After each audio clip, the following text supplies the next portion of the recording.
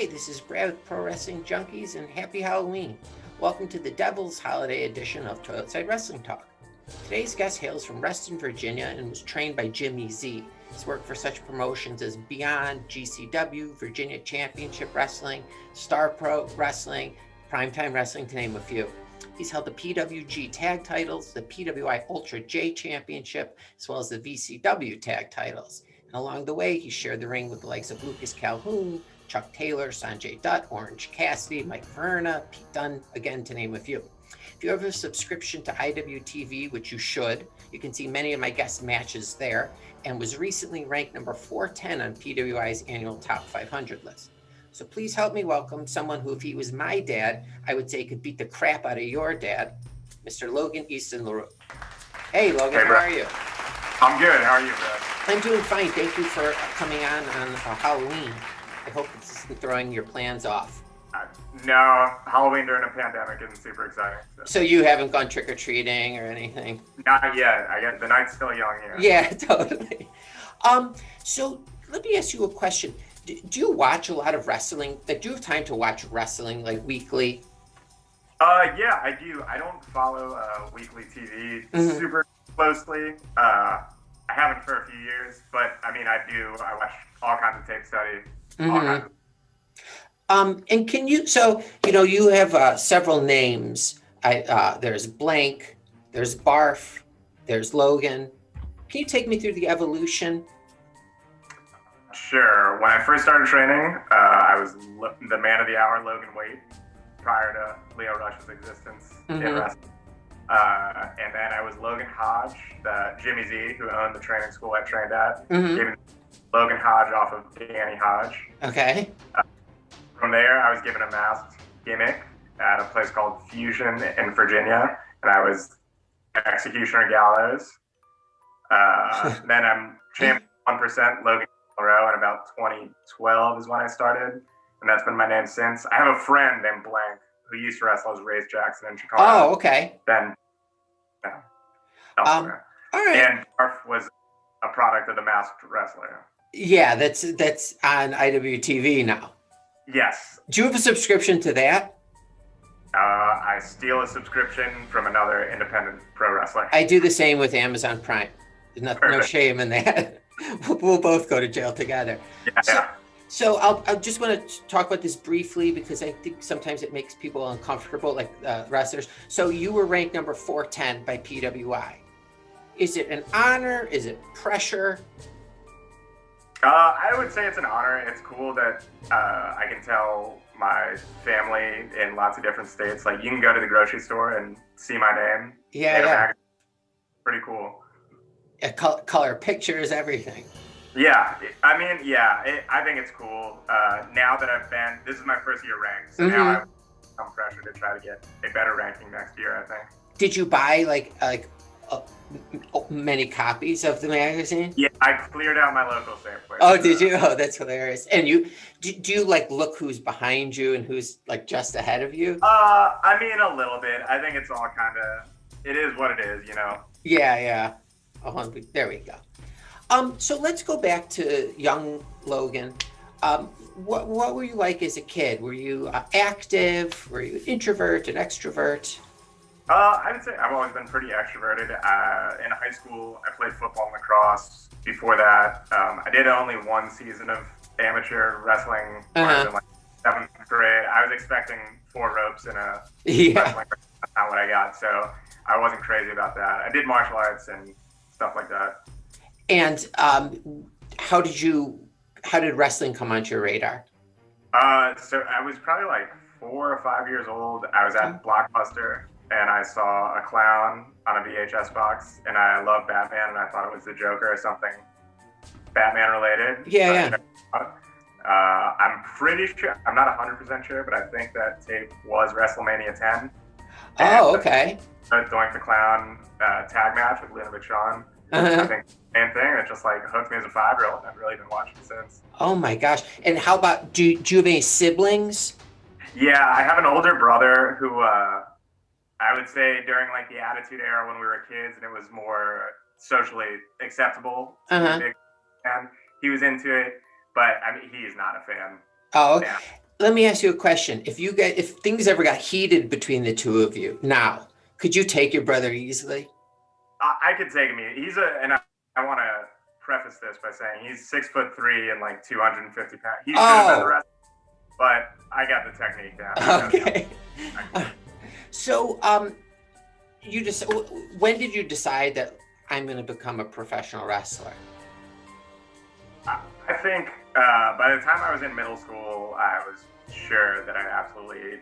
When I was in middle school, I kind of discovered like Ring of Honor and TNA stuff, and it like just blew my mind. I was always a huge fan, but middle school is when I was just like, I have to do that. I started training when I was 16. I had to get my mom to sign the paperwork. I worked in an ice cream store and saved up money. Oh God. For the school store, and my mom's deal was she would sign it as long as I completed the SATs and did like 3 college applications. Oh, okay. That's reasonable. Yeah. When you get trained, do you have to pay up front? There was, at the school I was at, which no longer is running, there was payment plans, but I paid up front. I saw what the number was, and I just figured get it all done. All right, so it's the night before your first training. Are you nervous, excited? Probably somewhere in between both. It just like, some people say they stepped in a ring and it was like, just took to it like a fish in water. And I wouldn't say that, but I was so excited to get actually inside the wrestling ring and all that kind of stuff. So your first day of training, was that the first time you'd ever been in a wrestling ring? Yeah, that was actually, I think, the first live show I ever went to. I started training on Monday, and the Friday before that, the school I went to had a little independent shows run out of their school. And that was the first live show I'd ever been to. That's the closest I'd ever been to a wrestling ring, anything like that. Did you feel that you were physically ready for it before you even started training? I don't know. I think about that a lot now. It's like, I see some people on the indies, not to put anybody down, but I'm like, how do you watch like these former bodybuilders on television look in the mirror and be like, yeah, I could probably do that. But I mean, when I started, I was a relatively skinny, like I said, I played sports, but I was a pretty skinny kid, and that was never a thought in my mind. I was just like, I'm going to get in there and I'm going to be like Austin Aries. And yeah, totally. So when on your first day, were you the only new person? There was a few other new people. There was a decent crowd of kids. I was definitely the youngest person. I was the only person, I think, under 18. Probably the only person under 20 there. Okay, so on this first day, was it what you expected? Kind of, sort of. I feel like this was 2007. I'd seen Tough Enough, so I just assumed like Taz was going to come in and beat us up or something like that. And it was like we just started with chain wrestling and kind of eased into everything. And yeah, it wasn't nothing too shocking, I would say. Are the trainers like drill sergeant type or? No, not at my school.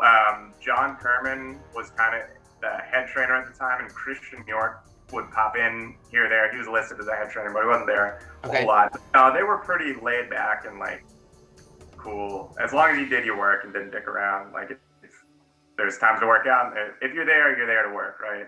Oh, exactly. You're not going to half-ass it if you're there. Did you? Right. How long was like a typical training session, like for a day? I think the classes would start at like 7:30, and then usually we'd get out around like 10 or so. It'd be like whatever the curriculum was for the day, and then give or take like 30 minutes to 45 minutes to just kind of like anything you want to work on or play around with. And can you go to this gym anytime you want? I could have until it closed 11 years ago now. Okay, yeah. But like you could have, like it's 9:00 one night, you could go over there and work on stuff? If I call and he lived right by it, and yeah, I think would open the door, no problem. Okay, who thought you were ready for your first match first, you or your trainer? That's a good question. I think, honestly, my trainer did. So Virginia is a commission state, and I couldn't wrestle until I was 18. Oh, here in okay. Virginia. Mm-hmm. So my first match was in Pennsylvania, which also is a commission state, but don't have licenses, so they didn't check my age. Okay. But yeah, so I was 17 during my first match. I think like I was ready. I felt like I was ready to perform at that level of a show, and I think my same thing. That's why he hooked up the deal with this promotion in Pennsylvania. Have you seen this your first match? No, I haven't. I definitely do not want to. I have no idea it exists on film somewhere. I have like 3 or 4 pictures from it. Do you remember the match? Yeah, I do. I wrestled Joseph Brooks, who doesn't really work anymore. He's a Pittsburgh guy, but he was an awesome wrestler. He did kind of like a Liz Cannon thing. I remember being terrified, like thinking I was super ready, being all excited, and then like the day of, I ate lunch at Subway beforehand, and I could like barely eat. I was so nervous. Oh God! So like, do you hear like the audience at all when you're coming to the ring or in the ring for this first match? It's been a while now. I'm trying to remember back. Like, it was a very small crowd, and I had like a bunch of my friends, like high school friends, came. So like, I feel like when I actually walked through the camera and walked through the curtain and I saw them, I was kind of like, oh, all right, they know me. Yeah. Right? Oh, so that gave you a level of comfort to come down. I think that's probably what chilled me out. And then did you like hit the road after that? No, not really. So I had that match when I was 17, and that was still like 6 months before my 18th birthday, so I couldn't wrestle in Virginia. I think the promoter in that Pennsylvania place realized after the match that I was not in fact 18. I was not about that. So, and I went to college a few months after that, my first year at West Virginia. Okay. I didn't really know wrestling or anything in years, and I didn't really know many people in that northern West Virginia, Pittsburgh area. So for about a year, I didn't wrestle at all. And then my sophomore year, I met some people and kind of picked up some smaller bookings in the West Virginia area. Okay. I wouldn't say that I like really like every weekend or so was wrestling until I was about 20 or 21. I transferred schools to a different school in Virginia, James Madison University. Oh, nice. I went to a different wrestling school opened up that was run by a tag team called The Set, and they took me on the road a whole bunch, and that's when I started wrestling more often. Is being on the road, is that fun? Like when you're young? Yeah, I mean, I've kind of kept my like social drinking life separate from my wrestling life, I would say. Yeah. Really? Like I have lots of good friends in wrestling, lots of people I like a lot. But like I said earlier, it's like I look at that as work, or at least professional to a degree, whereas my like late life is a little different. Yeah. Do you does your schedule interfere with like relationships, like having relationships? It definitely did. Like when I was in college, lots of times I would want to go to parties or whatever, and it's like I have to drive 6 hours to perform in a barn somewhere, something like that. But, I mean, once you get there, once I put my stretchy clothes on, like I'd much rather be here than having a beer and doing whatever else. Like this is what I want to do. So.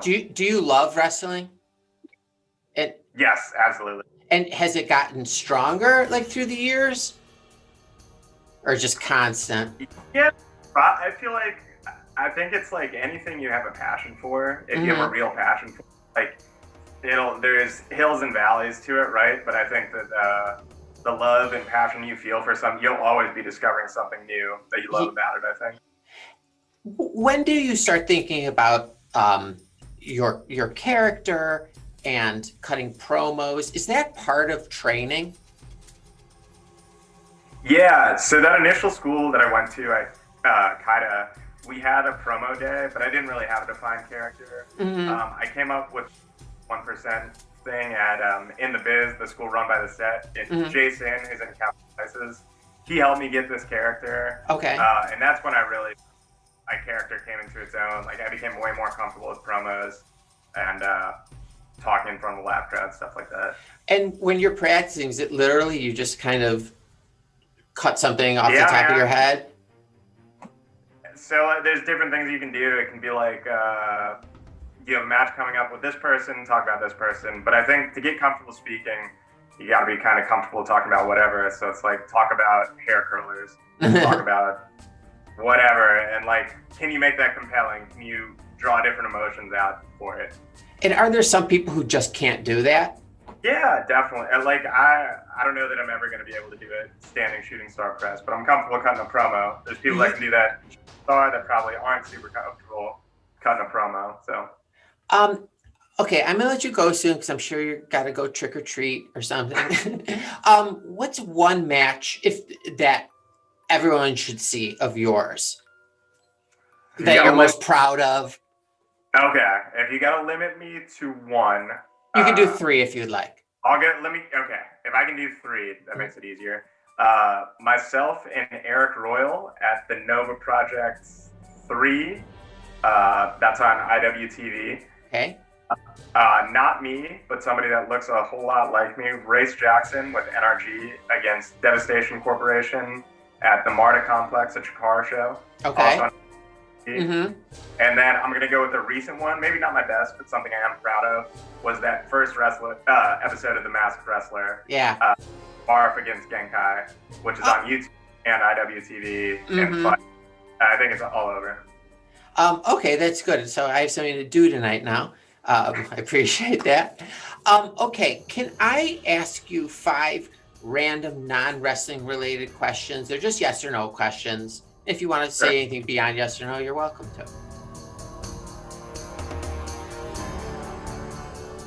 Okay. All right, here we go.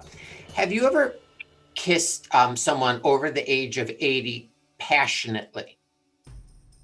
No. Okay.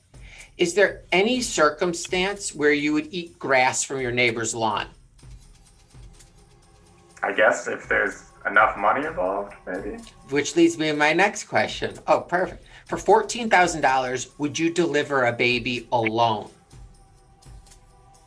I don't think that's enough money. No. That's not enough. Okay. Are you a loud vomiter? I am. I'll say medium. I'll be like a 6 on a 1 to 10 scale. Probably. Okay. And then the last question is, do you have any family members that you love less than your smartphone? Yeah, I got a pretty big family. Okay, that answers the question. Where are you wrestling next? With the pandemic, yeah, it's tough. Blank was doing Beyond in Atlanta next weekend, but that show unfortunately was canceled. I don't know if I can say aloud what it is, but I will be on IWTV screens before the year's end. Okay, cool. And do you has this COVID thing, like, has it been like a nice break at all for you, or is it more like frustrating? I think it's frustrating. I feel like I have to pay a small price in comparison to a lot of people. Yeah. But I haven't been sick or lost anybody especially close to me due to it. But yeah, it has been frustrating for months not having a gym, and then just all the wrestling that I'm not doing that I would like to be doing. Do you, if like say like a independent promotion comes through, or AEW, WWE come through, will you go see those shows? I would, yeah, with the caveat that I would hope that safety precautions are taking place. Yeah. Oh yeah. Like I meant like just in general. All right. Well. Yeah, I definitely would. Okay. One last question. I'm sorry. Do you ever participate in like violent matches? I think like thumbtacks, that kind of stuff. Yeah. I've done thumbtacks one time. Recently, Blank was in a pumpkin patch death match, which wasn't super violent, but. But like, did he come? Is it after when the match is over? Is he bloody? No, Blank was fine. No blood. No. Okay, so no stitches or anything. No, I've been pretty fortunate. I gotta knock on some wood here. Yeah, I'll do it the same. Okay, I think I've only been to the emergency room one time, and it just because my knee got pretty bad gash. Oh, okay. And finally, do you want to work outside of the States? Yes, Race Jackson and Blank have worked in Canada and the UK, but Okay. should things return to more normal, I would love to. What about Japan? Yeah, I mean that's probably top of the bucket list. Oh, okay, cool. All right, Logan. Well, thank you so much for taking a Saturday afternoon and a Friday night.